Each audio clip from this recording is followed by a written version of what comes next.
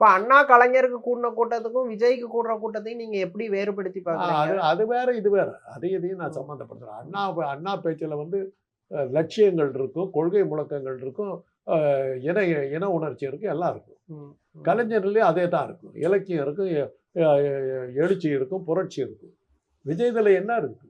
ம், ம், ஏய், ஏய், உய், இதை தவிர வேற என்ன இருக்குது? ம், ம், தீய சக்தி, தூய சக்தி, பாய்சன், பாசிசம். ம், ம், ஏதாவது அர்த்தம் நீங்க சொன்னதே எங்களுக்கு புரியல.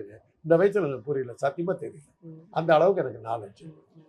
அவரை பேச்சு புரிஞ்சுக்கிற அளவுக்கு எனக்கு நாலேஜ். இப்போ ஓபிஎஸ் டிடிவி எல்லாம் விஜய் கூட்டணிக்கு போறதா ஒரு பேச்சு அடிபட்டுட்டே இருக்கு. இப்ப அவங்க போனாங்கன்னா அதிமுக ஓட்டு பெரிய அளவுல விஜய்க்கு போகுமா? அப்படி இருந்தாக்கா ஏங்க அவங்க 2 பேரும் எம்எல்ஏவா கூட இல்லாம இருக்காங்க? ம், ம், என்னமோ பெரிய அரசியல் கட்சி தலைவர்கள் பன்னீர்செல்வம் எலெக்ஷன் நின்று தோத்து போனாரு, ம். டிடிவி எலெக்ஷன் நின்று தோத்து போயிட்டாரு, பழனிசாமி எலெக்ஷன் நின்று ஏதோ தப்பிச்சு பொழைச்சிருக்காரு. ம். வேற என்ன இருக்குது அவங்க கிட்ட?